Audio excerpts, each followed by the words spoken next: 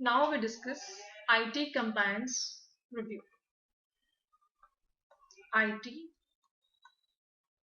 compliance review.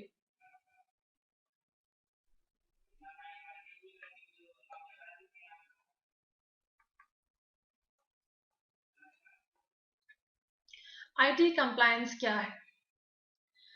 देखिए, IT compliance जहां पर मुझे एक एक्यूरेसी, एक रिलायबिलिटी मिलती है मेरे कॉर्पोरेट में या मेरे बिजनेस परफॉर्मेंस में, ये दोनों पर्सपेक्टिव से मैं कहती हूँ कि इम्प्लीमेंट किया जाता है, चाहे वो कन्फॉर्मेंस में हो यानी कॉर्पोरेट में हो या वो बिजनेस पर्सपेक्टिव में हो।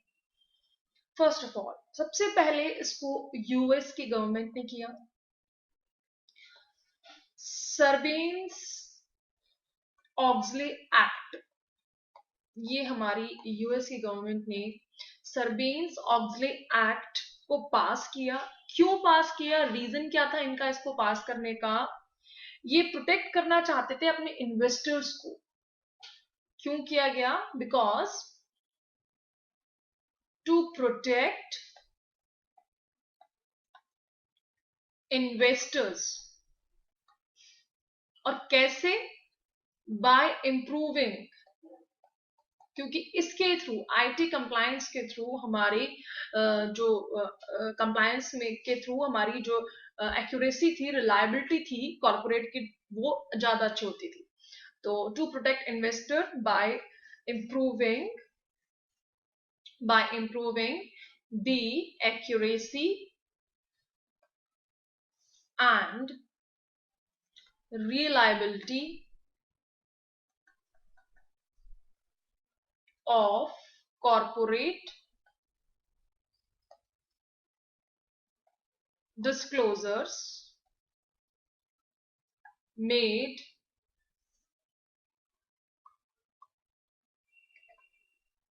pursuant to the securities laws and for other purposes. और भी बहुत सारे यही प्रोटेक्शन से रिलेटेड पर हमारे पर्पसेस थे, जिनकी वजह से हाँ इसने इसको पास किया।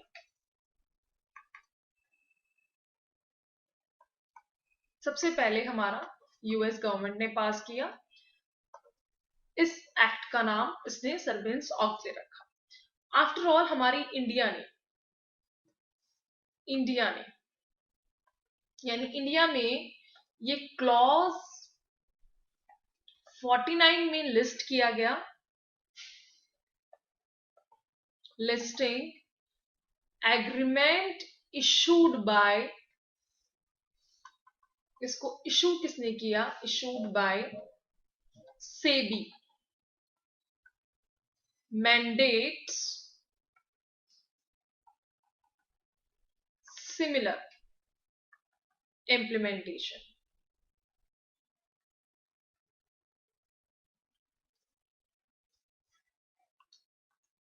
Implementation of enterprise risk management and internal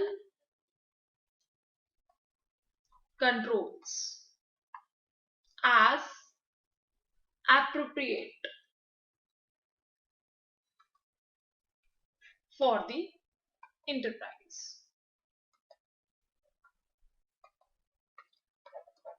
उसके बाद हमारी इंडिया ने क्लॉज 98 में इसको, क्लॉज 49 में इसको दिया और इसको इशू किसने कराया?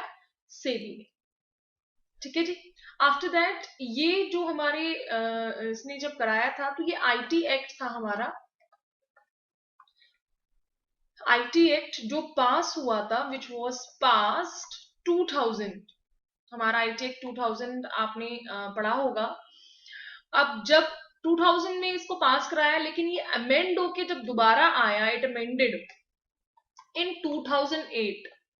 2008 में ये दोबारा अमेंड होके आया, जिसने हमें प्रोवाइड की एक लीगल रिकॉग्निशन। आपने देखा होगा जितने हमारे इलेक्ट्रॉनिक रिकॉर्ड्स थे जो इनको एक रिकॉग्निशन मिला, वो हमारे आईटी एक्ट 2008 में मिला था। तो यहाँ पर ही हमारा वही चीज हम डिस्कस कर रहे हैं। आईटी एक्ट हमारा सबसे पहले पास हुआ 2000 में और अमेंड होके आया 2008 में। और जब ये 2008 में अमेंड होके आया तब इसको एक लीगल रिकॉग्निशन मिली। सो यहाँ पे इसने प्रोवाइड की legal recognition for electronic records, and also mandates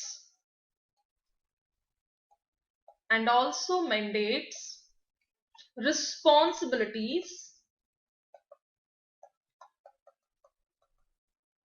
for protecting information। ठीक है जी, ये तो था जी, मैंने एक्ट के हिसाब से आपको बताया कि यूएस में कब इसको हमारे पास किया गया और इंडिया में कब पास किया गया और अमेंड होके कब आया। लेकिन एक बड़ी सिंपल सी चीज है जो उसके बारे में हम कंसिडर करेंगे कि ये क्यों इंपॉर्टेंट है। ये हमारी इंटरप्राइजेस के लिए क्यों इंपॉर्टेंट है, क्योंकि हमारी इंटरप्राइजेस को अवेयर रहना पड़ेगा कि मेरी आईटी कंप्लायंसेस में क्या क्या चीजें कन्वर्सेंट हुई है। सो ये बड़ा इंपॉर्टेंट लाइन है कि इट इज इंपॉर्टेंट।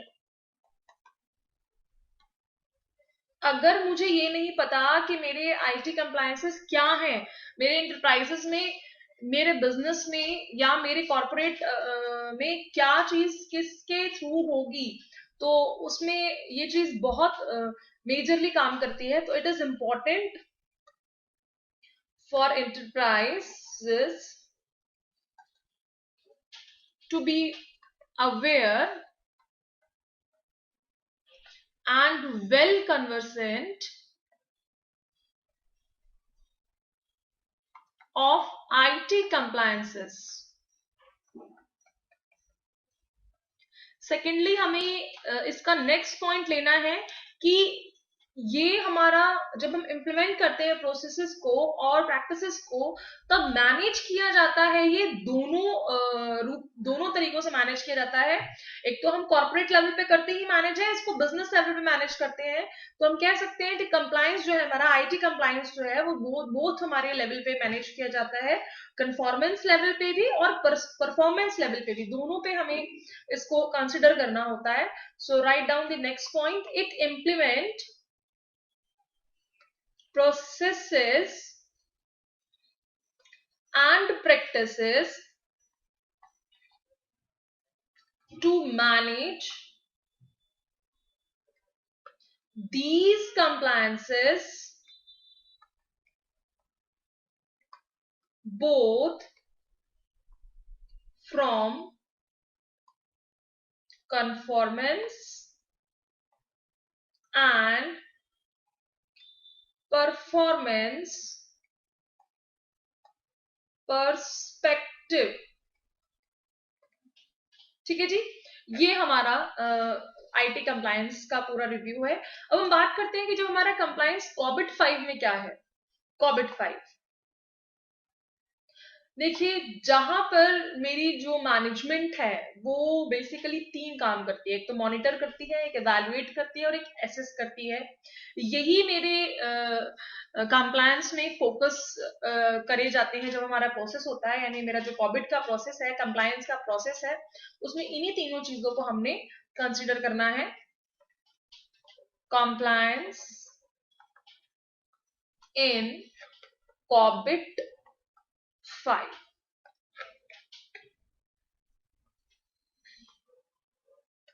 क्या आप लिखेंगे इसमें?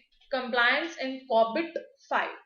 यहां पर मेरा 3 चीजें इसमें बहुत मैटर करती हैं। क्या मैटर करती हैं? एक तो मॉनिटर करना, दूसरा इवैल्यूएट करना, तीसरा एसेस करना।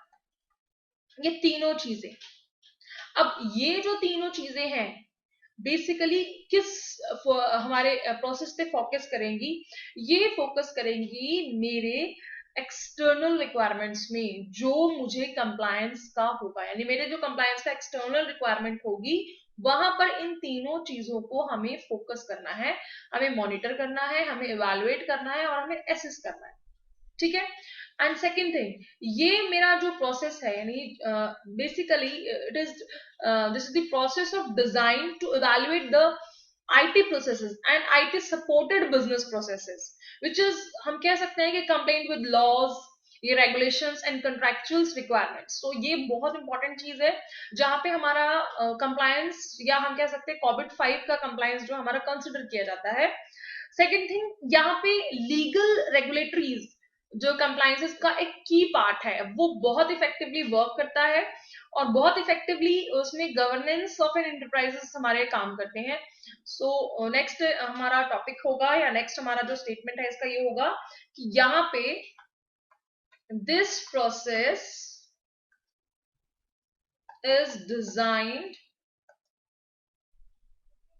To evaluate that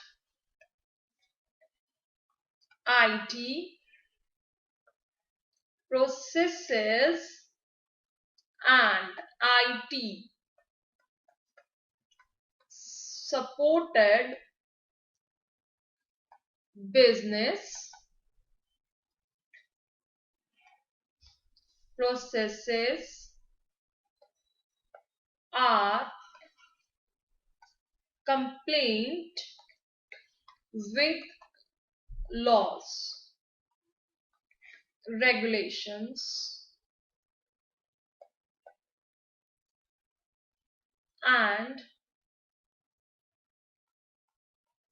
contractual requirements। ठीक है। नेक्स्ट हमारा जो COVID 5 का जो फ्रेमवर्क है, यानी ये क्या करता है, तो the COVID 5 framework includes the necessary guidance to support enterprise GRC। GRC क्या है हमारा, गवर्नेंस रिस्क कंप्लायंस, जिसके ऑब्जेक्टिव्स हैं सपोर्टिव एक एक्टिविटीज, जितनी भी हमारी सपोर्टिंग एक्टिविटीज हैं वो सारे हमारे GRC में आएंगे। तो इसका एक फ्रेमवर्क हमारा हम एक नेक्स्ट हमारा पॉइंट होगा COVID 5 का। The COVID 5 framework includes the necessary guidance to support enterprise GRC objectives, यानी हमारे जितने भी गवर्नमेंट रिस्क कंप्लायंस के जो ऑब्जेक्टिव्स होंगे उनको सपोर्ट करेगा एंड जितनी भी सपोर्टिंग एक्टिविटीज हैं उनको सपोर्ट करेगा, सपोर्टिंग एक्टिविटीज। ये हमारे कंप्लायंस एंड COVID 5 है। इसके बाद हमारा नेक्स्ट टॉपिक है की management practices of IT compliances. Next topic is key management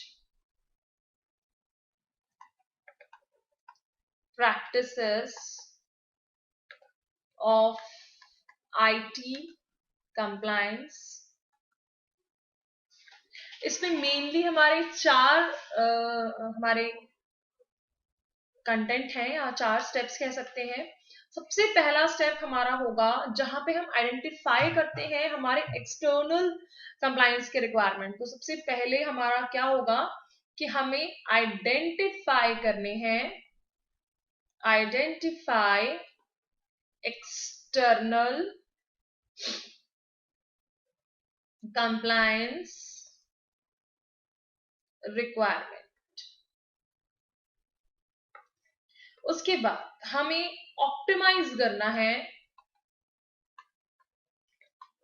response to external requirements. इसके बाद हमें कंफर्म करने हैं external compliances.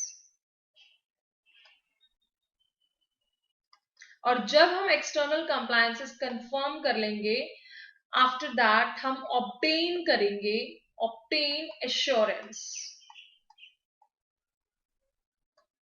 Of external compliances.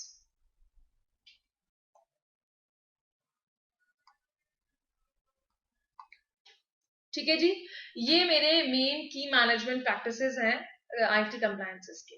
Next हमारा टॉपिक है कॉबिट 5।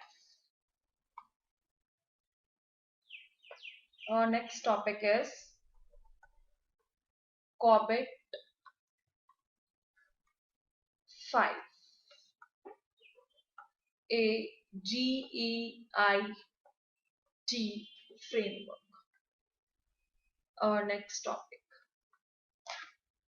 जीआईटी के बारे में हम पहले भी बात कर चुके हैं। गवर्नेंस इंटरप्राइज इंफॉर्मेशन टेक्नोलॉजी, हम पहले भी बात कर चुके हैं जीआईटी के बारे में। अब हम बात करेंगे हमारे कॉबिट 5 के बारे में कि कॉबिट 5 क्या है। देखिए, कॉबिट 5 जहां पर हमने एक गवर्नमेंट से रिलेटेड हमारी जो मैनेजमेंट है या इंटरप्राइजेस है आईटी की, वहां पे हम बेस्ट प्रैक्टिसेस ऑफ कॉबिट 5 हमें हेल्प करती हैं एंटरप्राइजेस को बेहतर तरीके से ऑप्टिमम वैल्यू देना। यानी आईटी के थ्रू अगर मैं एंटरप्राइज को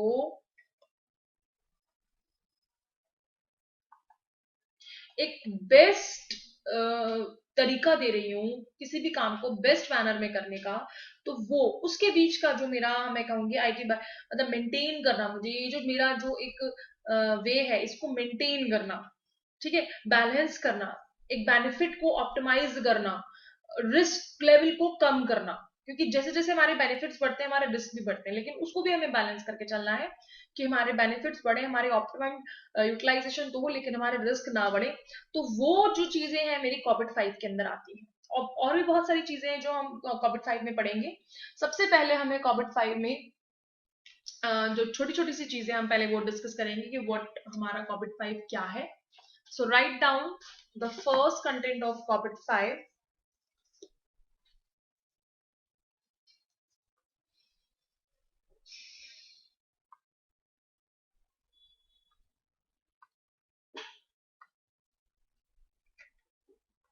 Corbett 5 enables enterprises in achieving their objective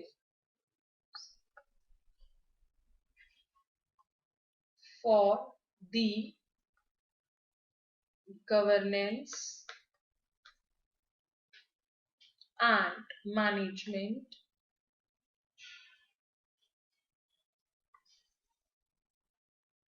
of enterprise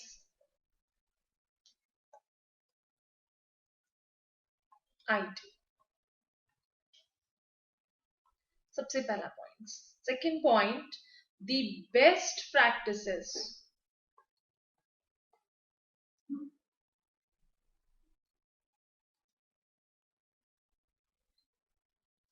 of COBIT 5 help enterprises to create optimal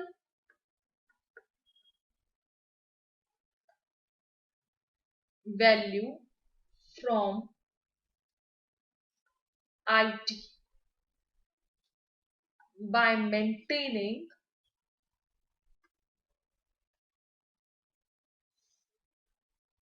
a balance between realizing benefits and optimizing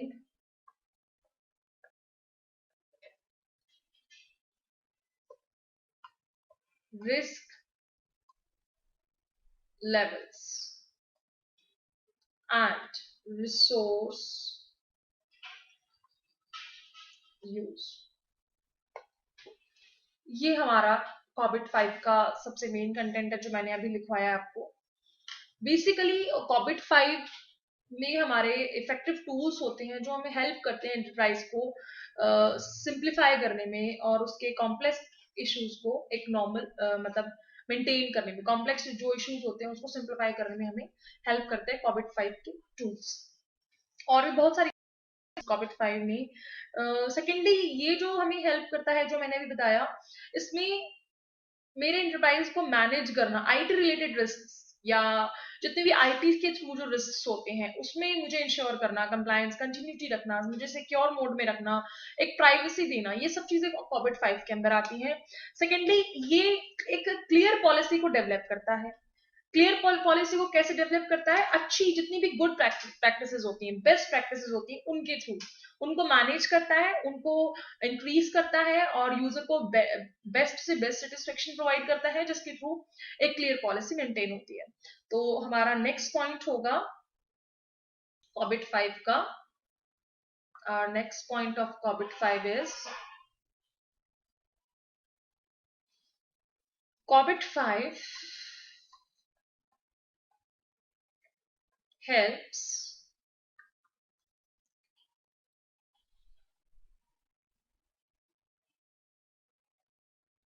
enterprise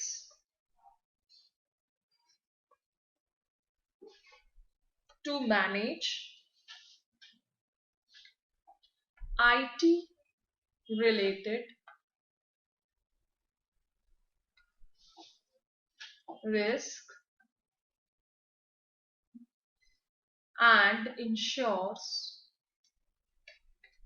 compliance, continuity,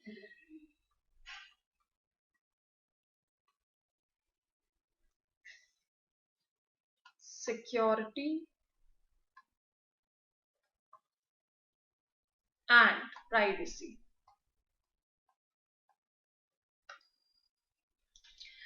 दूसरा कि ये हमें क्लियर पॉलिसीज देता है। So it enables clear policy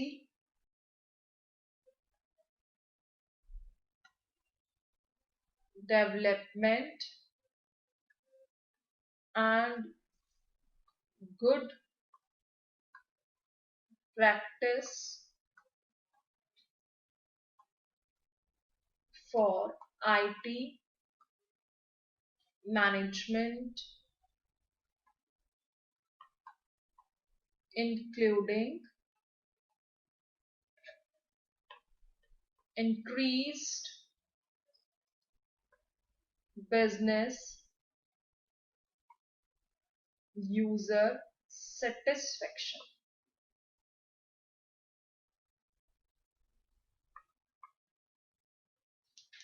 ठीक है जी।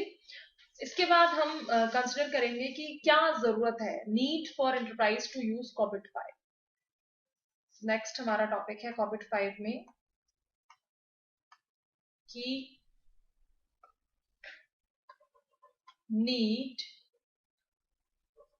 For enterprise to use COBIT 5। अभी हमने कॉबिट 5 के बारे में जो जो चीजें पढ़ी उससे हमारी नीड क्लियर हो जाती है कि देखिए सबसे पहले हमें ऐसे टूल्स प्रोवाइड करता है जिससे हम अंडरस्टैंड करते हैं, यूटिलाइज करते हैं और हम अपनी जितनी भी हमारी एक्टिविटीज होती हैं उनको एक सिंप्लीफाई फॉर्म में ले आते हैं। दूसरी चीज हमें गुड प्रैक्टिसेस प्रोवाइड करता है, अच्छे मैनेजमेंट प्रोवाइड करता है, क्रिटिकल बिजनेस इश्यूज को भी सॉल्व करता है। तीसरी चीज हमें इंक्रीज करता है value creation from use of IT. ठीक है। नेक्स्ट हमारा अभी हमने लास्ट लिखा कि यूजर सेटिस्फेक्शन हमें क्रिएट करके देता है, हमें आईटी एंगेजमेंट और सर्विस हमारी जितनी भी होती है उनके थ्रू हमारा यूजर सेटिस्फाई होता है। हम कह सकते हैं कि जितने होते हैं उनको रिड्यूस करवाता है। सेकेंडली ये डेवलप करता है और ज्यादा बिजनेस को, मोर बिजनेस मतलब आईटी सॉल्यूशंस और सर्विसेज के थ्रू ज्यादा से ज्यादा बिजनेस को डेवलप करता है। इंक्रीज करता है मेरे एंटरप्राइज को वाइड इन्वॉल्वमेंट, एक लार्ज स्केल पे इंक्रीज करता है। सो ये बहुत सारी ऐसे रीजंस हैं जिनकी वजह से हमने कोविड 5 को एंटरप्राइज के अंदर हम इसको यूज करते हैं। So write down the need of कोविड 5। फर्स्ट ऑफ ऑल ये क्या करता है, ये हमें गुड प्रैक्टिसेस प्रोवाइड करता है। सबसे पहली चीज। सेकंड, ये हमारा, या हम कह सकते हैं ग्लोबली एक्सेप्टेड प्रिंसिपल्स हैं, इसकी प्रैक्टिसेस है, यानी ग्लोबली एक्सेप्ट होता है, तो ग्लोबली एक्सेप्टेड है। इसके जो प्रिंसिपल है वो ग्लोबली एक्सेप्टेड है। नेक्स्ट, ये हेल्प करता है ऑप्टिमल वैल्यू, क्या करता है, क्रिएट करता है ऑप्टिमल वैल्यू।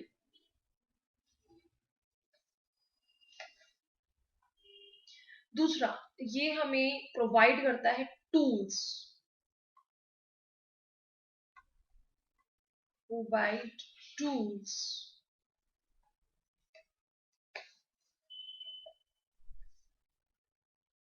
तीसरा, इंक्रीज करता है वैल्यू क्रिएशन।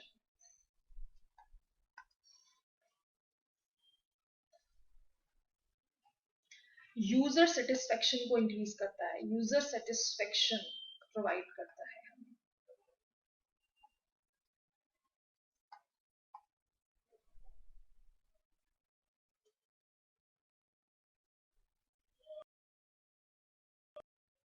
रिड्यूस करता है IT related risk.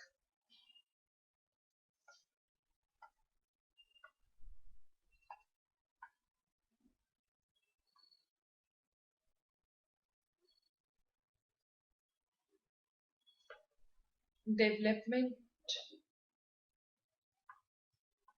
Of more business.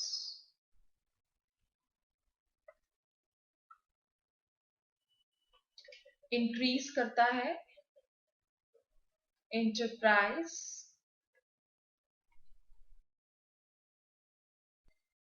Wide involvement. ठीक है जी, ये हमारी एंटरप्राइज की जो हमारी नीड है कोविड 5 के लिए वो मैंने आकर डिस्कस की। अब 5 प्रिंसिपल्स है मेरे, 5 प्रिंसिपल ऑफ कोविड 5 मेरा नेक्स्ट टॉपिक है।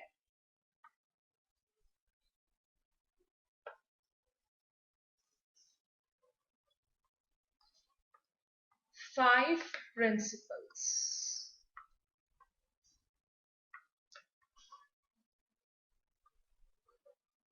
of COVID। 5 प्रिंसिपल क्या है? सबसे पहला प्रिंसिपल, फर्स्ट प्रिंसिपल ऑफ कोविड 5, मीटिंग स्टैक होल्डर्स नीड्स। यानी जितने भी हमारे स्टैक होल्डर्स हैं उनकी नीड्स को सबसे पहले ये देखता है। सेकेंडली, कवर करता है एंटरप्राइजेस एंड टू एंड, यानी बिल्कुल एंड टू एंड पूरे एंटरप्राइज को कवर करता है। जो भी रिस्क है, जो भी सबको एसेस करता है एंड टू एंड पूरा, कवरिंग हर चीज को कंसिडर करता है, covering the enterprise end to end. तीसरा, ये अप्लाई करता है अ सिंगल इंटीग्रेटेड फ्रेमवर्क, यानी ऐसा नहीं है कि इसके लिए कुछ और उसके लिए कुछ और, पूरा यूनिवर्सल है, एक ही इंटीग्रेट करेगा, ठीक है। So applying